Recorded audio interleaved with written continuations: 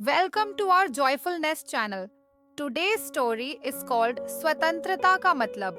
Let's start the story. छोटे से गांव में सूरजपुर नाम का एक गांव था. वहां एक किसान रामू अपनी पत्नी सीता और बेटे मोहन के साथ रहता था. रामू और सीता दोनों अपने बेटे को बहुत प्यार करते थे और चाहते थे कि वह जीवन में सफल हो. मोहन एक जिज्ञासु बच्चा था.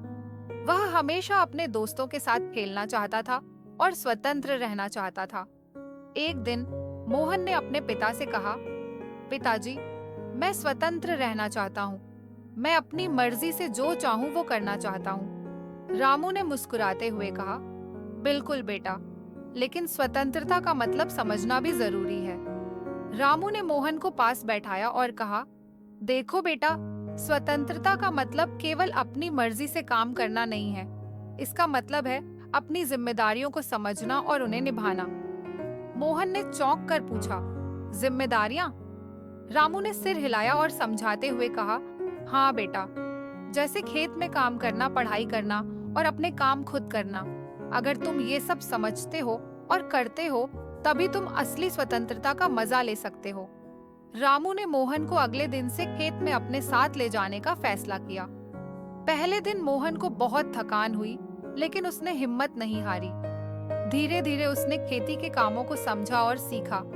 इसके साथ ही उसने अपनी पढ़ाई में भी ध्यान देना शुरू किया और अपने छोटे छोटे काम खुद करना सीखा. कुछ महीनों बाद मोहन ने अपने पिता से कहा, पिताजी, अब मुझे स्वतंत्रता का असली मतलब समझ में आ गया है. ये केवल खेलने या अपनी मर्जी से काम करने का नाम नहीं है. ये अपनी जिम्मेदारियों को निभाने का नाम है. रामू ने गर्व से अपने बेटे को गले लगाया और कहा, बिल्कुल सही कहा बेटा. जब तुम अपनी जिम्मेदारियों को समझते हो और उन्हें निभाते हो, तब तुम असली स्वतंत्रता का आनंद ले सकते हो. इस तरह मोहन ने स्वतंत्रता का असली मतलब समझा और अपने जीवन में इसे अपनाया. वह अब न केवल अपने परिवार का गर्व बन गया, बल्कि पूरे गांव के बच्चों के लिए एक मिसाल भी बन गया. और इस तरह रामू और सीता ने अपने बेटे को असली स्वतंत्रता का मतलब समझाया और उसे जिम्मेदार और स्वतंत्र इंसान बनाया.